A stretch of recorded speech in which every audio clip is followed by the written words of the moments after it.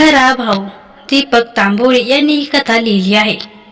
Europe टूरला जायला 7 दिवस राहिले आहेत हे लक्षात आल्यावर सतीशने आपल्या धाकट्या भावाला अभिजितला फोन केला. अरे अभि, पुढच्या आठवड्यात आम्ही युरोप टूरला निघतोय. आपण कधी आणू तुझ्याकडे की तू घेऊन जाशील त्यांना? अरे दादा, एक प्रॉब्लेम झालाय. रचनाच्या भावाने आमचं काश्मीर टूरचं बुकिंग केले, तेही पुढच्याच आठवड्यातच आहे. त्यामुळे सॉरी, मी आपणना नेऊ शकत नाही. अभिजितने तसं म्हटल्यावर संतापाची एक तिरीक सतीशच्या डोक्यातून गेली. अरे पण तुला विचारूनच मी युरोप टूरचं बुकिंग केलं होतं ना. त्यालाही आता 3 महिने होऊन गेलेत. तेव्हा तू हो म्हणाला होतास आणि आता सांगतोय जमणार नाही म्हणून, तेही मी विचारल्यावर. आता मला सांग, मी आपणना कुठे ठेवायचं? दादा, तुला माहितीये रचनाचा स्वभाव कसा आहे तो. तिने एकदा ठरवलं की ब्रह्मदेव सुद्धा तिच्या प्लॅनमध्ये दखल देऊ शकत नाही. तेव्हा प्लीज माझ्या घरात भांडण लावू नकोस. राहिला आता आप्पांचा प्रश्न, तर तू रेणूला विचार ना. ती इथंच असणार आहे आणि तिचं घरही खूप मोठं आहे. अरे पण तेवढ्यात फोन कट झाला. सतीशने संतापाने मोबाईलकडे पाहिलं. अभिजितचं हे नेहमीचंच होतं. लग्न झाल्यापासून कधीही त्याने आई वडिलांकडे लक्ष दिलं नाही. खरं तर लहान असल्यामुळे तो आई वडिलांचा सगळ्यात लाडका, पण आई वडिलांना त्याने कधीही आपली जबाबदारी मानलं नाही. 2 वर्षापूर्वी आई कॅन्सरने वारली, पण तिच्या आजारपणात एक पैशाचीही मदत त्याने सतीशला केली नाही.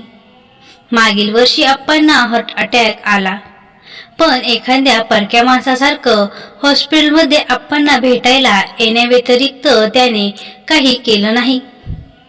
अभिने आप्पांना रेणूकडे ठेवायला सांगितलं होतं, पण रेणूबद्दलही सतीशला साशंकच होता. रेणू एक नंबरची लोभी आणि स्वार्थी बाई होती. आई असताना ती आईशी गोड गोड बोलून भारी भारी साड्या गिफ्ट्स उकळायची. परिस्थिती उत्तम असतानाही नवऱ्याला बिझनेसला पाहिजे असं सांगून तिने आईवडिलांकडून 10-12 लाख नक्कीच घेतले होते, पण परत येण्याचं तर कधीही नाव काढलं नाही.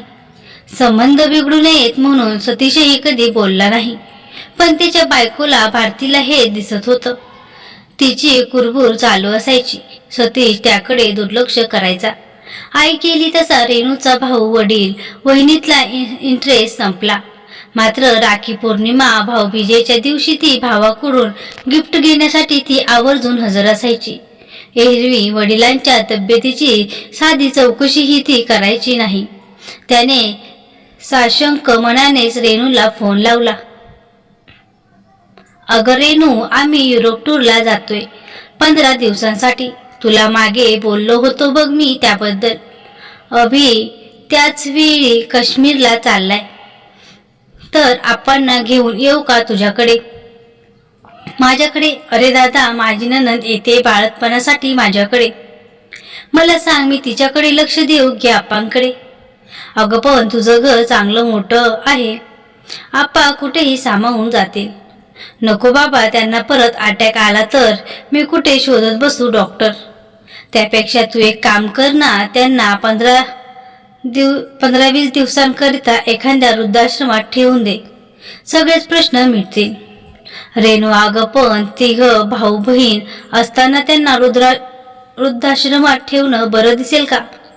मग तूच बघ बाबा काय करायचं ते. I am helpless. तिनेही फोन कट केला. घरी आल्यावर त्याला भारतीने आप्पांची काय सोय लागली ते विचारलं. सतीशने तिला सकाळी भावा बहिणीशी झालेला संवाद सांगितला. अपेक्षेप्रमाणे ती भडकली. आपण काही ठेका घेतलाय का आपणना सांभाळायचा? या दोघांची काही जबाबदारी नाही का?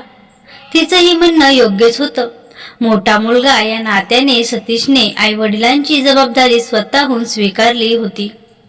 अगोदर आईच्या, नंतर आप्पांच्या आजारपणामुळे त्या दोघांना एकत्र कधीच बाहेर जाता येत नव्हतं. कोणीतरी एक घरी लागायचं.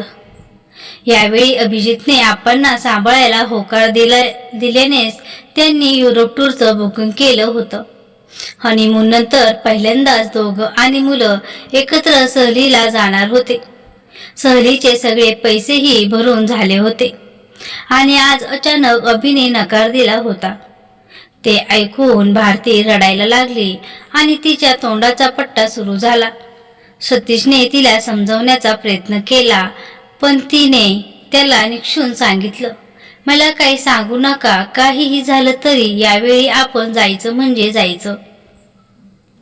आप्पांना नातवंडाकडून सगळ्या घडामोडी कळाल्या. ते सतीशला म्हणाले, अरे कशाला एवढं टेन्शन घेतोय, राहीन मी एकटा, जा तुम्ही सगळे.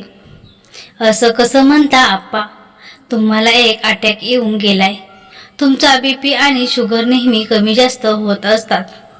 कसं सोडायचं तुम्हाला एकटं. सतीश खरं बोलत होता, त्यामुळे आप्पा चूप बसले. टूरला निघायला फक्त 3 दिवस उरले होते, पण मार्ग निघत नव्हता. सतीशचं टेन्शन वाढलं होतं. त्याने सर्व पर्याय समोर ठेवून पाहिले. शेवटी स्वतःची टूर कॅन्सल करून भारती आणि मुलांना टूरला पाठवून द्यायचं, हाच पर्याय त्याला योग्य वाटला. भारती संतापणार होती, शिवाय 2 लाखाचं नुकसानही होणार होतं, पण त्याला इलाज नव्हता. शेवटी त्याने निर्णय पक्का केला. भारतीला फोन करून कल्पना दिली. ती तर रडायलाच लागली, पण त्याने तिला समजवण्याच्या फांद्यात न पडता फोन कट केला. मग ड्रायव्हरला फोन करून तयार व्हायला सांगितलं आणि तो ऑफिसच्या बाहेर येऊन गाडीत बसला. गाडी ट्रॅव्हल एजन्सीकडे घ्यायला सांगितली. खूप टेन्शनमध्ये दिसतायत साहेब, त्याचा ड्रायव्हर मोहनने विचारलं. हो रे बाबा, 3 दिवसांनी युरोप टूरला जायचंय, पण आपण कुठं ठेवायचं तेच कळत नाहीये. मग सतीशने सर्व घटना त्याला सांगितली. ती ऐकल्यावर तो म्हणाला, अहो मग टूर कशाला कॅन्सल करताय साहेब, मी माझ्या घरी घेऊन जातो आप्पांना. नको नको, कशाला तुझ्या फॅमिलीला त्रास, आप्पांचं फार बघावं लागतं. त्यांच्या औषधांच्या खाण्यापिण्याच्या वेळा बघाव्या लागतात. हो अहो, त्यात काय एवढं, आम्ही आमच्या वडिलांचं करतोच ना. त्यांचीही बायपास झालीये हे तुम्हालाही माहीत आहे. शिवाय माझे वडील आप्पांना चांगलंच ओळखतात. दोघांची चांगली दोस्ती होईल बघा. ते काही नाही, मी आप्पांना घेऊन जाणार. एका ड्रायव्हरच्या घरी आप्पांना ठेवावं हे सतीशला रुचेना. शिवाय आप्पांना तिथे कितपत आवडेल हाही प्रश्न होता. पण मोहनचा आग्रह पाहून त्याने आप्पांनाच विचारायचं ठरवलं. ठीक आहे, चल गाडी फिरव, आपण आप्पांनाच विचारू. ते तुझ्याकडे यायला तयार झाले तर माझी काही हरकत नाही. मोहन खुश झाला. घरी येऊन सतीशने आप्पांना विचारलं. आप्पांचाही चेहरा खुलला. ते म्हणाले, मोहनच्या कुटुंबाला काही हरकत नसेल तर मी जायला तयार आहे. मोहनने मग लगेच घरी फोन लावला. बोलणं संपल्यावर तो आनंदाने म्हणाला, सगळे तयार आहेत. आमच्या वडिलांना तर फारच आनंद झाला आहे. टूरच्या दिवशी मोहन आप्पांना घेऊन त्यांच्या घरी गेला. नंतर त्याने सतीश आणि कुटुंबाला विमानतळावर सोडलं. निरोप घेताना सतीशला त्याने आश्वासन दिलं, काळजी करू नका साहेब, तुम्ही अगदी निर्धास्त राहा. आप्पा अगदी सुखरूप राहतील. टूरमध्ये असतानाही सतीश आप्पांना फोन करून विचारत होता. त्यांचं एकच उत्तर असायचं, काळजी करू नको, मी मजेत आहे. इथे सगळी मंडळी माझी खूप काळजी घेत आहेत. तुम्ही टूर एन्जॉय करा. 16व्या दिवशी मोहन त्यांना घ्यायला विमानतळावर गेला. सतीशने आप्पांची चौकशी केली. अगदी मजेत आहेत आप्पा, खूप धमाल केली त्या दोघा म्हाताऱ्यांनी, मोहन सांगत होता. रोज सकाळी उठून मॉर्निंग वॉकला जायचे, मग दिवसभर पत्ते आणि बुद्धिबळ खेळायचे, मग संध्याकाळी एखाद्या मंदिरात कीर्तनाला किंवा त्यांच्यासारख्या ज्येष्ठ नागरिकांसोबत चौकात बसून गप्पा मारायचे. 2दा पिक्चरलाही जाऊन आले. 3 दिवसापूर्वी आप्पांना थोडा ताप आला होता. शुगरही थोडी वाढली होती. मग त्यांना दवाखान्यात घेऊन गेलो होतो. आता एकदम ओके आहेत. आम्हाला सोडल्यावर घेऊन ये त्यांना घरी. एक दिवस राहून द्या ना साहेब त्यांना. आजारपणामुळे त्यांचा पाहुणचार राहून गेलाय. अरे आता कशाला हवा तो पाहुणचार? इतके दिवस तू त्यांना सांभाळलं ते काय कमी आहे काय? असं काय करता साहेब? आपल्या घरी आलेल्या पाहुण्याला पाहुणचाराशिवाय कसं सोडायचं? आणि हे मी सांभाळलं असं म्हणूच नका. मी काहीही फारसं केलं नाही. आप्पाच व्यवस्थित राहिले. बरं बुवा नाही म्हणत सतीशने माघार घेतली.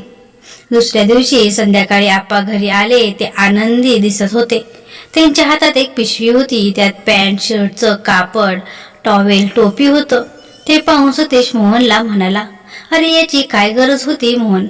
नाही कशी साहेब, आप्पांना काय तसं पाठवायचं होतं? तेवढ्यात भारतीने सतीशला आत बोलावलं. म्हणाली, अहो त्यांचे उपकार ठेवू नका. 5-10 हजार देऊन टाका त्याला. सतीशलाही ते पटलं. मोहनकडे जाऊन त्याने 10 हजारांच्या नोटा त्याच्या हातात ठेवल्या. हे पैसे राहून देत, आप्पांमुळेच बराच खर्च झाला आहे तुझा. मोहनने आश्चर्याने त्याच्याकडे पाहिलं. मग त्या नोटा सतीशच्या खिशात कोंबत म्हणाला, हे काय साहेब? अहो वडिलांना सांभाळायचे कोणी पैसे घेतं का? आणि हो पुढे कधी असा प्रसंग आला तर आप्पांना बिनधास्तपणे माझ्याकडे पाठवायचं. सतीशला गहिवरून आलं. त्याने मोहनला मिठी मारली. 3-4 दिवसांनी अभि आणि रेणूचा फोन आला. टूर कॅन्सल केला की आपण वृद्धाश्रमात ठेवलं होतं असं विचारत होते. सतीश दोघांचा संताप आला, पण मनावर ताबा ठेवत तो एकच वाक्य बोलला, मला माझा खरा भाऊ भेटला. त्याने आपणना व्यवस्थित सांभाळलं. ही कथा दीपक तांबोळी यांनी लिहिली आहे. तुम्हाला कथा कशी वाटली कमेंट करून नक्की सांगा. आवडली असेल तर लाईक, शेअर आणि सबस्क्राईब करायला विसरू नका.